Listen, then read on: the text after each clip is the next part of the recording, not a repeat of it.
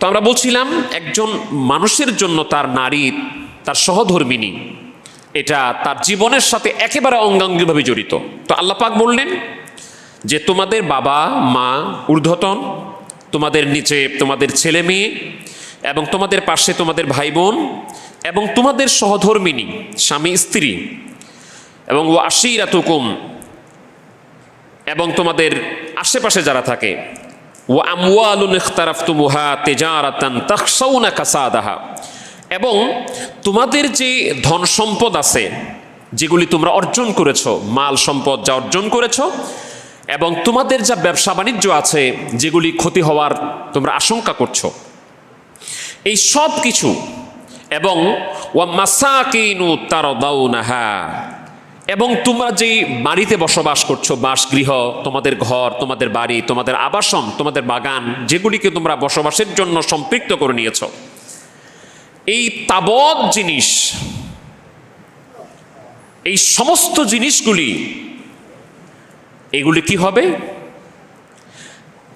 এইগুলি যদি হয়ে যায় এরকম, আহাব্বা ইলাইকুম মিনাল্লাহি ওয়া রাসূলিহি ওয়া জিহাদিন ফি সাবিলিহি, যদি এই জিনিসগুলোকে তোমরা আল্লাহ এবং আল্লাহর রাসূল আর আল্লাহর পথে জিহাদের চাইতে বেশি মহব্বত করো।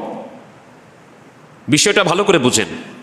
আল্লাহ পাক বলছেন তোমাদের বাবা মা, তোমাদের ছেলে মেয়ে, তোমাদের ভাই বোন, তোমাদের স্ত্রী, আপনজন, তোমাদের মাল সম্পদ, তোমাদের ব্যবসা বাণিজ্য, তোমাদের বাড়িঘর, তো এগুলি তো আমাদের সবচেয়ে কাছের জিনিস, মহব্বতের জিনিস, যেগুলি আমাদের জীবনের সাথে অঙ্গাঙ্গিভাবে জড়িত। আল্লাহ কি বলেন? আমার ভালোবাসা, আমার রাসূলের ভালোবাসা কতটুকু হবে? আল্লাহ পাক বললেন আহাব্বা ইলাইকুম মিনাল্লাহি ওয়া রাসূলিহি ওয়া জিহাদিন ফি সাবিলিহি, যদি এইগুলির ভালোবাসা আল্লাহর ভালোবাসার চেয়ে, রাসূলের ভালোবাসার চেয়ে, এবং আমি আল্লাহর পথে জিহাদ করার চাইতে বেশি মহব্বতের হয়, সূরা তাওবার 24 নম্বর আয়াতে আল্লাহ পাক বলছেন, এগুলির মহব্বত যদি তোমাদের বেশি হয়ে যায়, ফাতারাব্বাসু হাত্তা ইয়াতিয়াল্লাহু বিআমরিহি, তাহলে আল্লাহর আযাব আসার অপেক্ষা করো। আমি আল্লাহর ফয়সালা, গজব, আমি আল্লাহ পাকের শাস্তি আসার অপেক্ষা করো। আল্লাহ পাক ঘোষণা দিলেন এগুলির ভালোবাসা যেন আল্লাহর ভালোবাসার চেয়ে বেশি না হয়ে যায়, আমার রাসূলের ভালোবাসার চেয়ে বেশি ভালোবাসা না হয়ে যায়। আমার পথে সংগ্রাম করা, জিহাদ করার চাইতে তোমার ধন সম্পদ, মাল সামানা, বাবা মা, ছেলে মেয়ে, আত্মীয় স্বজন, আপনজন, প্রিয়জন, এগুলির জন্য আমি আল্লাহ, আমার রাসূল, আমার পথে জিহাদের চাইতে বেশি প্রিয় না হয়ে যায়। যদি হয় আমার আযাবের জন্য অপেক্ষা করো, আমি তোমাদেরকে শাস্তি দেওয়ার জন্য তোমাদেরকে আমি সতর্কতা দিচ্ছি। এরপর আল্লাহ পাক বলছেন ওয়াল্লাহু লা ইয়াহদিল কওমাল ফাসিকিন, আল্লাহ পাক যারা ফাসিক, পাপাচারী, তাদেরকে হেদায়েত দান করেন না। আমরা কোরআনুল কারীমের মধ্যে জানলাম আল্লাহ এবং রাসূলের ভালোবাসা এবং তার পথে আল্লাহর পথে জিহাদের ভালোবাসা সব কিছুর চাইতে, বাবা মা, ছেলে মেয়ে, স্বামী স্ত্রী, ভাই বোন, আত্মীয় স্বজন, মাল সম্পদ, ব্যবসা বাণিজ্য, বাড়িঘর, সব কিছুর চাইতে অন্তরে আল্লাহ এবং আল্লাহ রাসূলের জিহাদের ভালোবাসা বেশি থাকতে হবে। এবার হাদিসে বুখারী শরীফে এবং হাদিসে মুসলিম সহ অধিকাংশ অনেকগুলি হাদিসের কিতাবে হাদিসটি এসেছে, যা আমরা মাঝে মাঝে তেলাওয়াত করি। এগুলি মৌলিক কিছু হাদিসের একটি। মিশকাতুল মাসাবিতে ও খতিবে তিবরিজি রাহমাতুল্লাহ আলাইহি হাদিস শরীফটি উল্লেখ করছেন। তিনি বলছেন হযরত আনাস ইবনে মালিক রাদিয়াল্লাহু তাআলা সহ অনেক সাহাবী হাদিসটা বর্ণনা করেছেন, তবে আনাস ইবনে মালিক রাদিয়াল্লাহু তাআলার রাওয়াতটা এরকম। রাসূল করিম সাল্লাল্লাহু আলাইহি ওয়াসাল্লাম বলছেন লা ইউমিনু আহাদুকুম,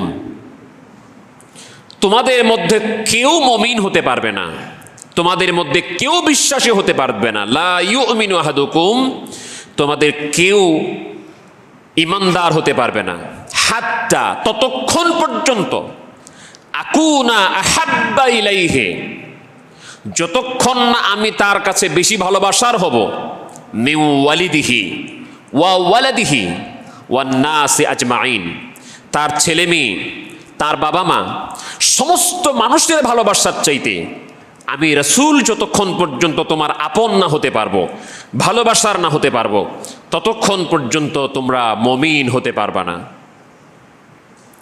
রাসূল করিম সাল্লাল্লাহু আলাইহি ইসলামের চূড়ান্ত কথা। এই জন্য হাদিসগুলিকে উল্লেখ করতে গিয়ে ইমামে আবু আব্দুল্লাহ মুহাম্মদ ইবনে ইসমাইল ইবনে ইব্রাহিম আল জুফি আল বারদিসবা আল বুখারী রাহমাতুল্লাহ আলাইহি তিনি তিনার বুখারী শরীফের 6 পৃষ্ঠায় যে বাবটি লিখলেন, এই বাবের নাম হলো, হাদিসগুলির শিরোনাম লিখলেন, হাদিসগুলির শিরোনাম হলো বাবু হুব্বুর রাসূলি সাল্লাল্লাহু আলাইহি ওয়াসাল্লাম মিনাল ঈমান। তিনি বলছেন রাসূলুল্লাহ সাল্লাল্লাহু আলাইহি ওয়াসাল্লামের, রাসূল পাক সাল্লাল্লাহু আলাইহি ওয়াসাল্লামের ভালোবাসার নামই হলো ঈমান। হযরত ওমর বললেন, ইয়া রাসূলুল্লাহ, ইয়া হাবিবাল্লাহ,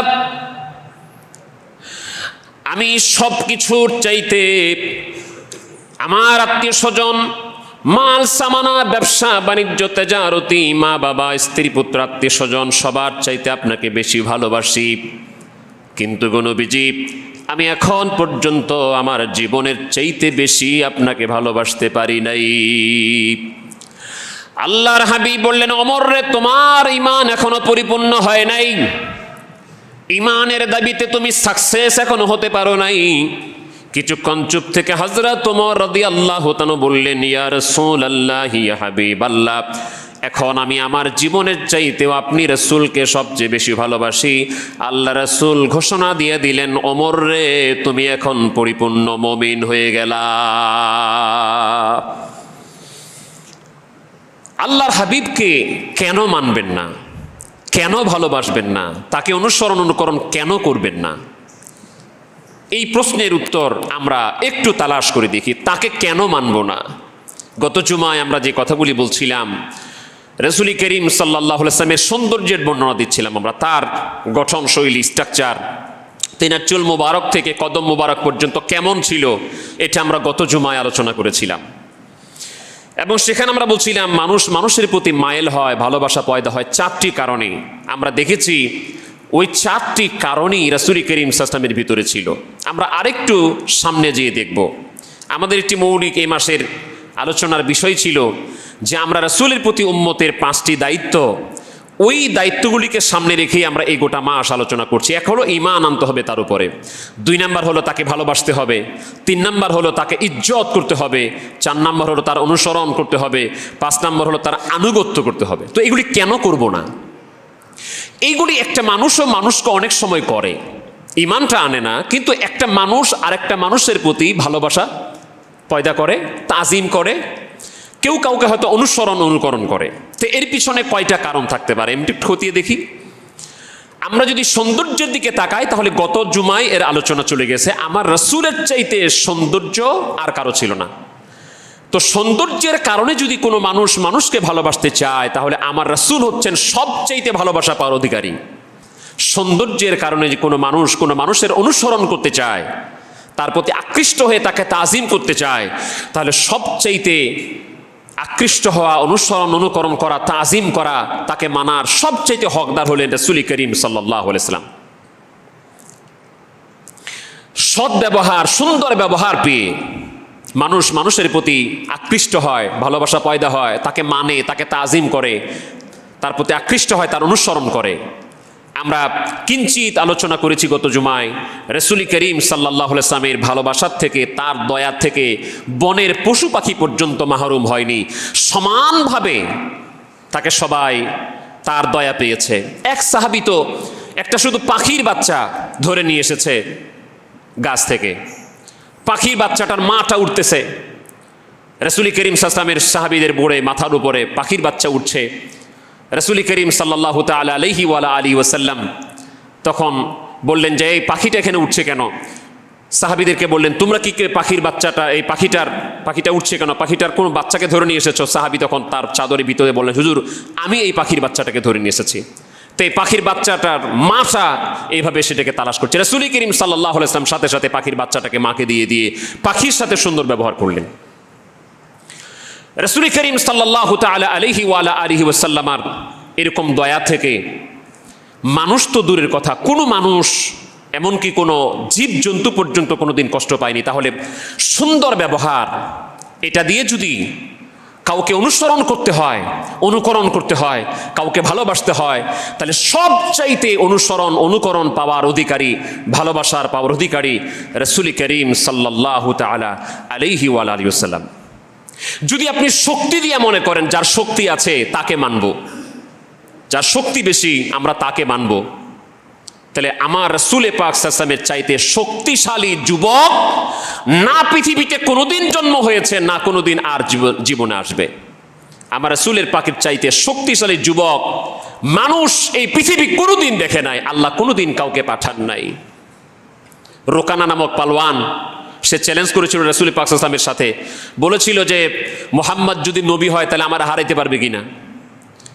অনেক লম্বা কথা, আমরা এক কথায় শেষ করে দিচ্ছি। রাসূল করিম সাল্লাল্লাহু আলাইহি ওয়াসাল্লাম পূর্ণ শক্তি তাকে দিতে হয় নাই, একটু শুধু হাত দিয়ে নেড়েছে, রোকানা পালোয়ান ধপাস করে পড়ে গেছে। তিনবার রোকানা পালোয়ানকে শুধুমাত্র একটু হাতের ইশারা দিয়ে, হাতের ধাক্কা দিয়ে রোকানা পালোয়ানকে রাসূল করিম সাল্লাল্লাহু আলাইহি ওয়াসাল্লাম ফেলে দিয়েছে। তাহলে শক্তির দ্বারা, যার শক্তি আছে তাকে যদি ভালোবাসেন, তাকে যদি মানেন, তার অনুসরণ যদি করেন, তার অনুকরণ যদি করেন, তাহলে সবচাইতে অনুকরণ পাওয়ার, ভালোবাসা পাওয়ার উপযুক্ত যিনি, তিনি হচ্ছেন মুহাম্মদুর রাসূলুল্লাহ সাল্লাল্লাহু আলাইহি ওয়াসাল্লাম। আপনি যদি পাওয়ার দিয়ে এমনি পাওয়ার, এটা জনশক্তির পাওয়ার হতে পারে, এই ক্ষমতা দিয়ে যদি কাউকে মানার চেষ্টা করেন যে যার ক্ষমতা বেশি আমি তাকে মানবো, তাহলে আমরা দেখব এই পৃথিবী আমার নবীর চাইতে পাওয়ারফুল কোনো মানুষ দেখেনি। রাসূল করিম সাল্লাল্লাহু আলাইহি ওয়াসাল্লামের চাইতে পাওয়ারফুল কোনো মানুষ এই পৃথিবী দেখেনি। রাসূল করিম সাল্লাল্লাহু তাআলা আলাইহি ওয়া আলিহি ওয়াসাল্লামের পাওয়ার, তার হুকুম কিভাবে মানুষ অনুকরণ করত। আমরা অনেক সময় আমাদের যারা ফলোয়ার আছে তারা অনেক সময় কিছু কিছু কথা আমাদের মানে, অনেক কথাই মানে না। কিন্তু রাসূল করিম সাল্লাল্লাহু আলাইহি ওয়াসাল্লাম শুধু হুকুম দিতে হয় না, শুধু সাহাবায়ে কেরাম বুঝেছে যে আমার নবী এটা চায়, আমার রাসূল এটা চায়, তাহলে সোয়া লক্ষের উপরে সাহাবী রাসূল পাক সাল্লাল্লাহু আলাইহি ওয়াসাল্লামের একটা ইশারার বিনিময়ে তাদের জীবন, যৌবন, মাল, সম্পদ, ধন, জন যা কিছু আছে সব কিছু কুরবানি দিতে প্রস্তুত। এইরকম পাওয়ারফুল, যার হুকুমে মানুষ সব কিছু ছেড়ে দিতে প্রস্তুত, এতগুলি মানুষ, একজন সাহাবী কিন্তু বলেন যে আমি পারবো না। এরকম মানুষ যার হুকুমে সবাই সব কিছু ছেড়ে দিতে প্রস্তুত, এরকম পাওয়ারফুল মানুষ এই পৃথিবীতে আর কোনোদিন কেউ কাউকে দেখেনি। যদি বলেন ধন সম্পদের দিক থেকে, যার ধন সম্পদ বেশি তাকে মানুষ মানবে, এই দৃষ্টিকোণ থেকে মানুষের চিন্তা হতে পারে নবী তো গরিব ছিল। আমার রাসূল করিম সাল্লাল্লাহু আলাইহি ওয়া আলিহি ওয়াসাল্লাম পেট ভরে সারা জীবন 3 বেলা খেয়েছেন, এরকম কোনো হাদিস আমি পাইনি। আমার নবীজি পেট ভরে 3 বার কোনোদিন খেয়েছেন তার জীবনে, এরকম কোনো হাদিস আমি পাইনি। আমার রাসূলের ঘরে প্রতিদিন চুলায় আগুন জ্বলতো, এরকম কোনো হাদিস আমি পাইনি। রাসূল করিম সাল্লাল্লাহু আলাইহি ওয়াসাল্লাম পেট ভরে কোনোদিন গমের রুটি খেয়েছেন আর আরাম করে সারা রাত ঘুমিয়েছেন, এরকম কোনো হাদিস এই জগতের মানুষ কেউ দেখাতে পারবে না। রাসূল করিম সাল্লাল্লাহু আলাইহি ওয়াসাল্লামের ঘর মুবারক ছিল, এই ঘরে দাঁড়াইতে গেলে মাথা লেগে যেত, ঢুকতে গেলে মাথা নিচু করে ঢুকতে হতো। রাসূল করিম সাল্লাল্লাহু আলাইহি ওয়া আলিহি ওয়াসাল্লাম যে চাটাইয়ের উপরে শুয়ে থাকতেন, তিনি অনেকক্ষণ শুয়ে থাকলে তিনার পিঠে চাটাইয়ের দাগ পড়ে যেত। এই পারপাজে আপনার কাছে আসতে পারে। তো এই দিক থেকে মনে হয় নবীজি তো গরিব ছিল, মানুষ তো ধন সম্পদ থাকলে তারে মানে, তো তার তো ধন সম্পদ নাই, এই পারপাজে মনে হয় নবীজি একটু কমে গেল। না না না না না, আল্লাহ পাক নবীজিকে অফার দিয়েছেন, আমি গোটা ধন সম্পদের চাবিকাঠি আপনাকে দিয়ে দিচ্ছি। হাদিসে বুখারীতে এসেছে, আল্লাহ পাক বলছেন ইন্নামা আনা কাসিমুন ওয়াল্লাহু ইউতি, আমার আল্লাহ হলো দাতা আর আমি নবী হলাম বন্টনকারী। আমার আল্লাহ আমাকে যা দেয় তোমাদেরকে, আমার আল্লাহ পাক হলো দাতা। ইন্নামা আনা কাসিমুন, কাসিম মানে বন্টনকারী, ইন্নামা আনা কাসিমুন ওয়াল্লাহু ইউতি, আল্লাহ হলো দাতা আর আমি নবী বন্টনকারী। আমি যদি শুধু চাইতাম, আমি যদি শুধু ইশারা করতাম, তাহলে উহুদ পাহাড়, মক্কা মদিনার সব পাহাড়গুলি সোনা রূপা হয়ে আমার পিছনে ছুটতে লাগতো। আমার নবীজি ধন সম্পদে গরিব ছিলেন এরকম মনে করিয়েন না, তিনি এগুলি গ্রহণ করেন নাই, চাইলে সব পেতেন। গনিমতের মাল এসেছে, গনিমতের মাল, রাসূল করিম সাল্লাল্লাহু আলাইহি ওয়াসাল্লামকে আল্লাহ পাক এর অধিকার দিয়েছিলেন, উনি যা ইচ্ছা তাই করতে পারতেন। কিন্তু রাসূল করিম সাল্লাল্লাহু আলাইহি ওয়াসাল্লাম এগুলো নিজের জন্য রাখেন নাই, সব বিলিয়ে দিয়েছেন। রাসূল করিম সাল্লাল্লাহু আলাইহি ওয়াসাল্লামের কাছে কোনো মানুষ যদি আসতো যে এটা লাগবে হুজুর আমাকে দেন, নবীজির কাছে থাকলে কোনোদিন না বলেন নাই, না থাকলেও না বলেন নাই। তিনি বলতেন আমি তো এখন দিতে পারছি না, বাজারে অমুক দোকান আছে, তোমার যে প্রয়োজনীয় জিনিসটা বলতেন, বাজারে অমুক দোকান আছে, যাও ওইখান থেকে তোমার প্রয়োজনটা সেরে নাও, আমি ওই দোকানদারকে দিয়ে দিব। রাসূল করিম সাল্লাল্লাহু আলাইহি ওয়াসাল্লামকে সাহাবীরা একটা জামা উপহার দিয়েছিলেন, সবচাইতে দামি একটা জুব্বা রাসূল করিম সাল্লাল্লাহু আলাইহি ওয়াসাল্লামের ছিল। ইমাম তিরমিজি বর্ণনা করছেন রাসূল করিম সাল্লাল্লাহু আলাইহি ওয়াসাল্লামের সবচাইতে দামি একটা জুব্বা ছিল, সেই জুব্বাটা রাসূল করিম সাল্লাল্লাহু আলাইহি ওয়াসাল্লাম পরেছেন। এক গ্রামের মানুষ, এর চাইতে আকর্ষণীয় কোনো পোশাক নবীজির কাছে ছিল না। নবীজি এই পোশাক সম্পর্কে বলতেন এই পোশাকটা আমার কাছে সবচেয়ে প্রিয়, আমার মহব্বতের পোশাক। নবীজি পরে আছেন, হঠাৎ করে একজন গ্রামের মানুষ এসে বলল হুজুর আপনার জামাটা আমার অনেক পছন্দ হয়েছে, আমাকে দিবেন? রাহমাতুল লিল আলামিন এক সেকেন্ড দেরি করেন নাই, সাথে সাথে তিনার শরীর মোবারক থেকে জামা খুলে মানুষটাকে দিয়ে দিয়েছেন। আল্লাহর হাবিব রাসূল করিম সাল্লাল্লাহু আলাইহি ওয়াসাল্লাম সবচাইতে পছন্দের জামা দিয়ে দিলেন। সাহাবীরা বুঝতে পারলেন নবীজি তো এই জামাটাকে বেশি পছন্দ করতেন, হুজুর আপনাকে একটা জামা বানায় দেই। আল্লাহর হাবিব সম্মতি দিলেন। সাহাবায়ে কেরাম এরকম আর একটা জামা, এরকম আর একটা জুব্বা বানাবার জন্য কাজ হাতে নিয়েছেন, কিন্তু হাদিস শরীফে পেয়েছি সাহাবায়ে কেরাম ওই জামাটা বানিয়ে শেষ করতে পারেন নাই, আল্লাহর হাবিব তার আগে এই দুনিয়া থেকে বিদায় হয়েছেন। পরবর্তী জামাটা রাসূল পরতে পারেন নাই। রাসূল করিম সাল্লাল্লাহু তাআলা আলাইহি ওয়া আলা আলিহি ওয়াসাল্লাম তিনার কাছে ধন সম্পদ আসতো, সব কিছু আসতো, তিনি এগুলিকে বিলিয়ে দিতেন। তাহলে আমরা দেখলাম এবার একটা মানুষ চিন্তা করে যে যার বংশমর্যাদা বেশি, এটাও একটা ভালোবাসার কারণ হতে পারে, মানার কারণ হতে পারে। যার বংশমর্যাদা বেশি আমরা তাকে মানব। এই পৃথিবীতে শুরু থেকে শেষ পর্যন্ত অদ্যাবধি পর্যন্ত আমার রাসূলের চাইতে উঁচু বংশের, উঁচু গোত্রের, সম্মানিত বংশের, সম্মানিত গোত্রের, সম্মানিত ফ্যামিলি এই পৃথিবী আর দেখে নাই। আল্লাহ রাসূল নিজে বলতেন যে আল্লাহ পাক গোটা সৃষ্টি মাখলুকাতকে সৃষ্টি করে দুইটা ভাগ করে উত্তম ভাগে আমাকে রেখেছেন। হাদিসটা তিরমিজির। আল্লাহ পাক এই গোটা মানব জাতিকে সৃষ্টি করে গোত্র ভাগ করলেন, বংশ ভাগ করলেন। যখন বংশ ভাগ করলেন সর্বোত্তম বংশে আমাকে রাখলেন, যখন গোত্র ভাগ করলেন আল্লাহ আমাকে সর্বোত্তম গোত্রে রাখলেন, আল্লাহ যখন পরিবার ভাগ করলেন তখন সর্বোত্তম পরিবারে আমাকে আল্লাহ পাক দুনিয়াতে পাঠিয়েছেন। আমার রাসূলের চাইতে উত্তম পরিবার, উত্তম বংশীয় লোক আর কেউ নাই। তাহলে এই দৃষ্টিকোণ থেকে কেউ বলতে পারবে না যে নবীজি তো বংশীয় দিক থেকে যদি ভালো বংশের হইতো তাহলে মানতাম। তাই নবীজিকে না মানার মতো কোনো কারণ নাই, নবীজির অনুসরণ না করার মতো কোনো কারণ নাই, নবীজির আনুগত্য না করার মতো কোনো কারণ এই পৃথিবী কেউ দেখাতে পারবে না।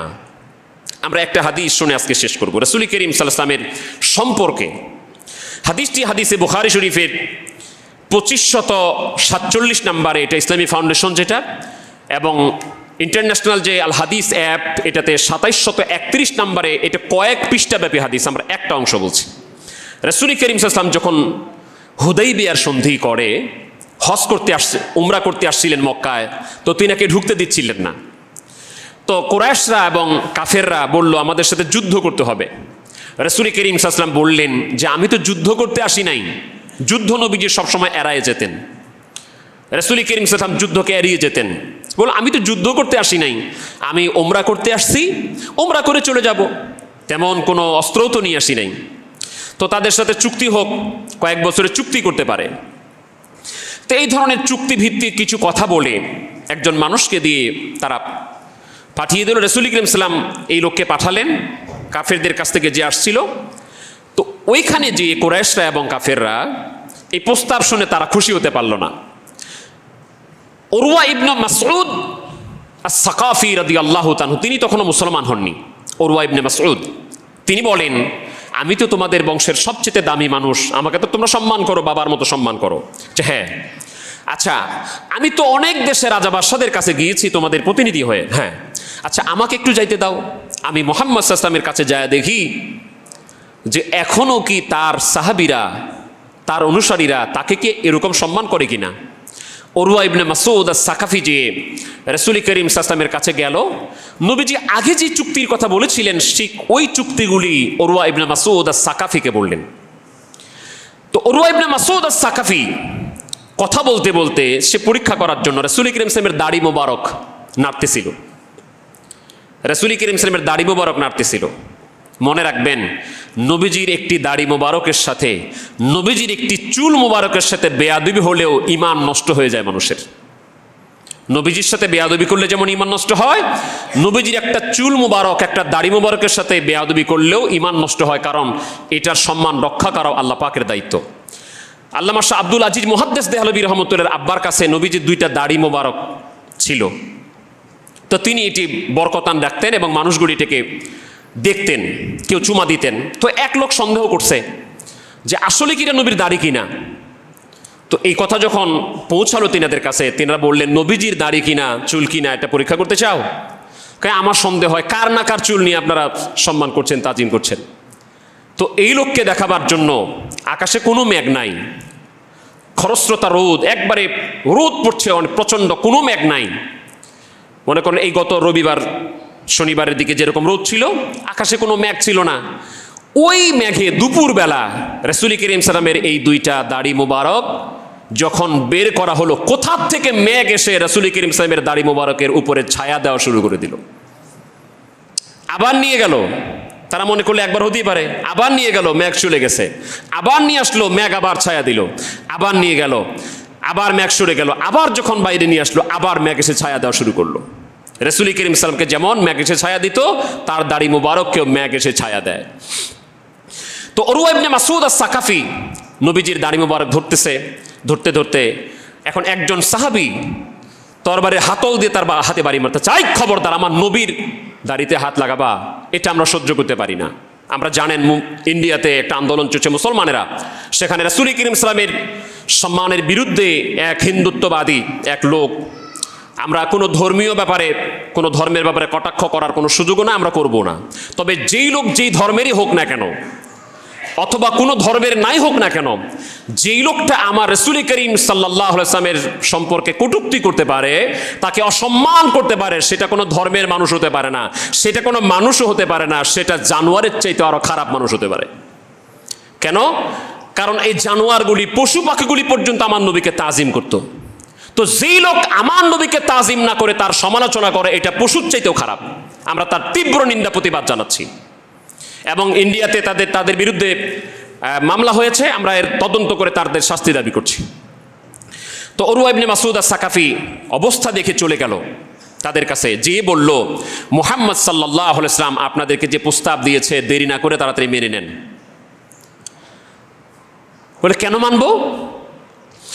উরওয়া ইবনে মাসউদ আস-সাকাফি বলেন, ওনার হাদিস শরীফটি বুখারী শরীফ এসেছে, ফারাজা উরওয়াতু ইলা সাহাবিহি ফাকালা I কাউমিন ওয়াল্লাহি ওয়াফাতু Alal Muluk ওয়াফাতু Alal Kaiser wall কিসরা one নাজ্জাসি। আমার বংশের লোকেরা শোনো, আমি বাদশাহ রোমের সম্রাটের কাছে গিয়েছি, পারস্যের সম্রাটের কাছে গিয়েছি, নাজ্জাসির কাছে গিয়েছি, পৃথিবীর সব রাজা বাদশাদের কাছে আমি গিয়েছি তোমাদের প্রতিনিধি হয়ে। আমি তাদের অবস্থা দেখেছি।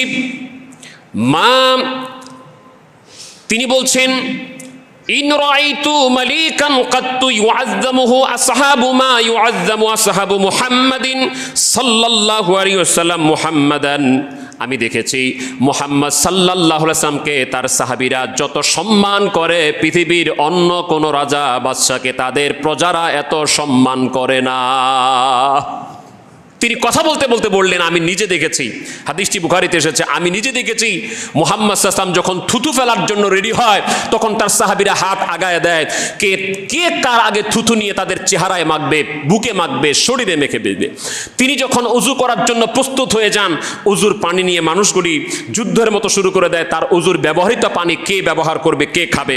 তিনি যখন কোনো কাজের আদেশ দেন, তার কাজটা কে আগে পালন করবে এটা করার জন্য সবাই আগ্রহী হয়ে যায়। তিনি যখন কোনো কথা বলেন, তিনি বলছেন তিনি যখন কোনো কথা বলেন লাখ লাখ মানুষ থাকলে ওখানে মনে হতো একজন মানুষও নাই, এমনভাবে তিনি কথা বলতেন। আমি দেখেছি তার সাহাবীরা তাকে এমন তাজিম করে, তার সম্মানের জন্য কোনোদিন মুহাম্মদ সাল্লাল্লাহু আলাইহি ওয়াসাল্লামের চোখে চোখ রেখে তার সাহাবীরা কথা বলে না, তার দিকে তীক্ষ্ণ দৃষ্টিতে তাকিয়ে তার সাহাবীরা কথা বলে না, মাথা নিচু করে নিচের দিকে তাকায় তার সাহাবীরা তার সাথে কথা বলে। কোনো পৃথিবীর রাজা বাদশাহ এরকম সম্মান অন্য কোনো প্রজারা তার রাজা বাদশাকে করে না, ছোট্টটা মুহাম্মদ সাল্লাল্লাহু আলাইহি ওয়াসাল্লামকে করে। অতএব যারা তাকে চিনেছে, যারা তাকে বুঝেছে, তারা তাকে সম্মান করেছে। এই জন্য আমাদের শেষ কথা হচ্ছে রাসূল করিম সাল্লাল্লাহু আলাইহি ওয়াসাল্লামের সম্মান আলোচনা, তার সম্পর্কে আলোচনা মানুষকে যত পারি আমরা শোনাই, যত পারি শোনাই, যে নামে করেন কোনো আপত্তি নাই। মিলাদুন্নবী নামে করেছেন, সিরাতুন্নবী নামে করেছেন, আরও অন্য কিছু নামে করেছেন, কোনো সমস্যা নাই, আপনি শোনান, বলেন মানুষকে, যত পারেন নবীজিকে ইন্ট্রোডিউস করেন। কিন্তু একটা নাম দিয়ে করে আরেকটা নামকে যদি আপনি সেটার সমালোচনা করেন তাহলে মানুষকে ডিস্টার্ব করা হবে। আমরা করি কি, আমরা হয়তো কেউ ঈদ মিলাদুন্নবী করি, সিরাতুন্নবী যারা আছে কেউ কেউ ওদের সমালোচনা করে, আবার কেউ সিরাতুন্নবী করে, মিলাদুন্নবী যারা করে তাদের সমালোচনা করে। না, এটা তো ইসলাম আপনাকে শিখায় নাই। আপনি যেটা করছেন নবীজির কথা বলছেন, আপনি আপনারটা বলেন, উনি ওই নামে করছে আপনি ওইটা বলেন। আপনি মানুষকে ডিস্টার্ব না, মানুষকে আপনি প্রমোট করেন, নবীজি সম্পর্কে বলান। আপনি যতটা সময় আরেকজনের সমালোচনা করছেন ওই সময়টা না করে আপনি নবীজির কথাগুলি ওই সময়টা ধরে বলেন, মানুষকে বলেন, বুঝান, সময়টা কাজে লাগান। কিছু কিছু ইখতিলাফ থাকবে, ইখতিলাফগুলিকে সামনে নিয়ে এসে মুসলিম উম্মাকে ডিভাইড করার দরকার নাই। মুসলিম উম্মাকে একতাবদ্ধ করেন নবীর প্রেমে, আল্লাহর ইবাদতে, ইসলামের দিকে। আল্লাহ পাক আমাদেরকে বুঝার তৌফিক দান করুন। আমরা বিষয়টাকে এই রবিউল আউয়াল মাসে ক্লোজ করার জন্য আমরা আজকে এইগুলি বিষয়ে কথাগুলিকে ক্লিয়ার করলাম। আল্লাহ পাক আমাদেরকে তার হাবিবের ইশক, মহব্বত, তাজিম, তাকরিম, সুন্নাহ অনুসরণ করার, তাকে মানার, তার অনুসরণ করে ইহকালে কল্যাণ, পরকালের মুক্তি লাভ করার তৌফিক দান করুন। আসসালামু আলাইকুম ওয়া রাহমাতুল্লাহি ওয়া বারাকাতুহু।